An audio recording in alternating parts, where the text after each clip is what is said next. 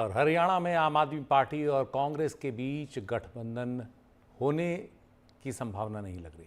टूटने की कगार पर तब होगा जब गठबंधन होगा।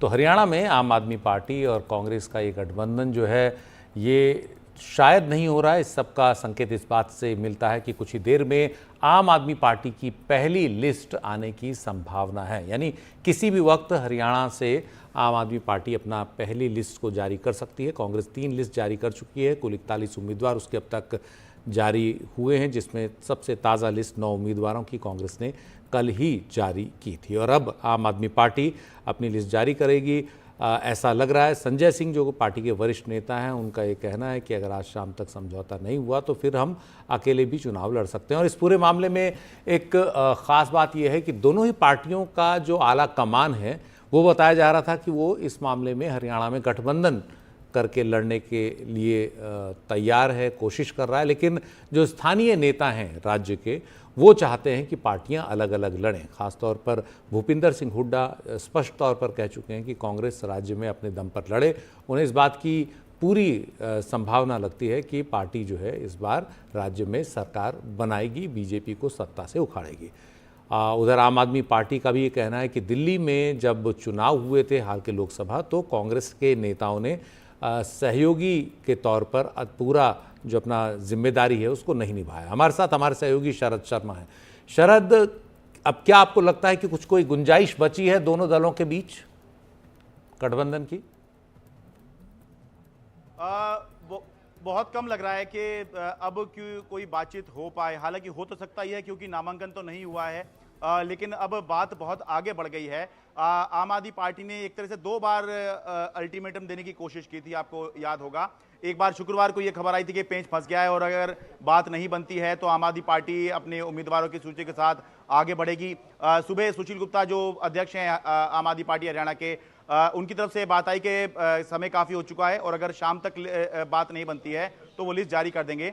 लेकिन ऐसा लगता है कि कोई पॉजिटिव फीडबैक जो है संभवतः आम आदमी पार्टी को नहीं मिला होगा कांग्रेस की तरफ से, जिसके बाद आम आदमी पार्टी ने अपने 20 उम्मीदवारों की पहली सूची जारी कर दी है। हालांकि अभी कांग्रेस ने जो अपने उम्मीदवार हैं उनकी पूरी सूची जारी नहीं की है, केवल 90 में से 41 उम्मीदवारों की सूची जारी की है। लेकिन कुछ ऐसी सीटें जरूर दिखाई दे रही हैं, जैसे कि मेहम की सीट है, जहां पर कांग्रेस ने कल ही अपने उम्मीदवार को घोषित किया है। वहीं पर आम आदमी पार्टी ने भी अपना उम्मीदवार घोषित किया है। तो अब क्या बातचीत बनेगी?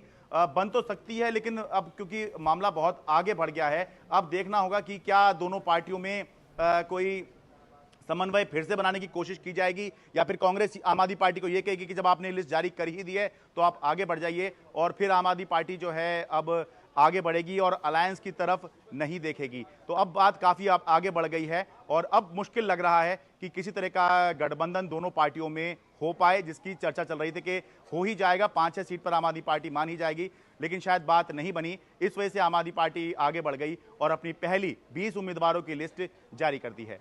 जी, बात हो रही थी कि 5 से लेकर 9 तक सीटें होंगी, लेकिन अब जब 20 सीटें आम आदमी पार्टी ने जारी कर ही दी हैं, तो इसका तो अब सीधा संकेत ये जाता है कि अगर फिर कॉम्प्रोमाइज़ होता है तो कम से कम 10-12 ऐसे उम्मीदवार रह जाएंगे जिनके मन में खटास रह जाएगी कि हम तो पार्टी की लिस्ट में आ गए थे, कॉम्प्रोमाइज़ करके वापस ले लिया गया। तो अब तो संभावना नहीं लगती। अब ये मान लेना चाहिए कि ये गठबंधन टूट चुका है। और वैसे भी जो नामांकन की तारीख है वो काफ़ी पास आ चुकी है, बहुत समय नहीं है उम्मीदवारों के पास अब तैयारी का। बिल्कुल, देखिए सुशील जी, जैसे मैं देख पा रहा हूं, एक मेहम की सीट है जिसपे कल ही कांग्रेस ने अपना उम्मीदवार घोषित किया। आम आदमी पार्टी ने भी इस पर उम्मीदवार घोषित कर दिया है। रोहतक सिटी की सीट है जहां पर कांग्रेस ने अपने सिटिंग एमएलए को टिकट दी है। वहीं पर आम आदमी पार्टी ने भी अपना जो उम्मीदवार है विजेंद्र हुड्डा को अपना उम्मीदवार घोषित कर दिया है। तो ये कई सीट ऐसी मुझे दिखाई दे रही हैं सरसरी तौर पर जिसमें कांग्रेस अपना उम्मीदवार घोषित किए हुए है। ये मैं इसलिए कह रहा हूं कि अगर आम आदमी पार्टी उन सीटों पर अपने उम्मीदवारों के नाम का ऐलान करे जिस पर कांग्रेस ने नहीं किया है, क्योंकि आधी से ज़्यादा सीटें अभी कांग्रेस की बची हुई हैं जिस पर कांग्रेस ने अपने उम्मीदवारों का ऐलान नहीं किया है। 49 सीटें अभी ऐसी हैं जिस पर कांग्रेस ने अपने उम्मीदवारों का ऐलान नहीं किया है। केवल 41 सीटों पे ही अभी तक किया है। लेकिन अगर ऐसी सीटों को भी ऊपर भी अभी आम आदमी पार्टी आगे बढ़ गई है, जिस पे कांग्रेस अनाउंस कर चुकी है, तो फिर बहुत मुश्किल हो जाता है कि जो गठबंधन है, जो बात चल रही थी, वो आगे बढ़े। मैं ये इसलिए कह रहा हूं क्योंकि राजनीति में हो कुछ भी सकता है। 12 तारीख नॉमिनेशन का आखिरी दिन है, आज सोमवार है, अभी बीच के 2 दिन पड़े हुए हैं और गुरुवार को दोपहर 3 बजे तक का समय पड़ा हुआ है। अगर शीर्ष नेतृत्व में, दोनों पार्टियों के शीर्ष नेतृत्व में बात हो या फिर कहीं और से दबाव बने कि नहीं आपको अलायंस करना चाहिए, तब तो हो सकता है, वरना मान के चलिए कि अलायंस की बातें अब खत्म हुई, क्योंकि आम आदमी पार्टी को भी अपने अंदर ही बहुत सारा विरोध झेलना पड़ रहा था। क्योंकि एक तरफ आम आदमी पार्टी जब से पंजाब जीती थी तब से ही हरियाणा में अपना जो कैंपेन था आम आदमी पार्टी ने वो शुरू कर दिया था।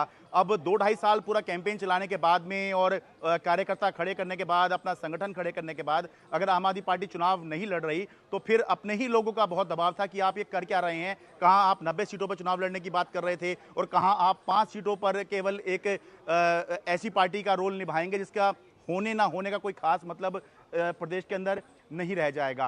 तो अब बहुत मुश्किल लगता है, मानना चाहिए कि अगर कुछ और ना हो तो फिलहाल तो ये गठबंधन की जो बातचीत थी, जो पिछले कुछ दिनों से शुरू हुई थी, लगभग हफ्ता भर मान के चलिए, सोमवार को ये खबर आई थी कि राहुल गांधी ने मीटिंग में कहा है कि गठबंधन की संभावना देखिए कांग्रेस, हरियाणा के कांग्रेस नेताओं को, तो वो अब खत्म हो गई नजर आती है। अभी कुछ देर में प्रियंका कक्कड़ हैं, आम आदमी पार्टी की मुख्य प्रवक्ता हैं, वो प्रेस कॉन्फ्रेंस करेंगी और उनसे हम ये सवाल पूछेंगे कि क्या अब कोई गुंजाइश बची है गठबंधन की, या अब सब अकेला चलो की राह पर चलेंगे। कांग्रेस भी अकेली चल रही है और आम आदमी पार्टी, बीजेपी सब अकेले ही चल रहे हैं।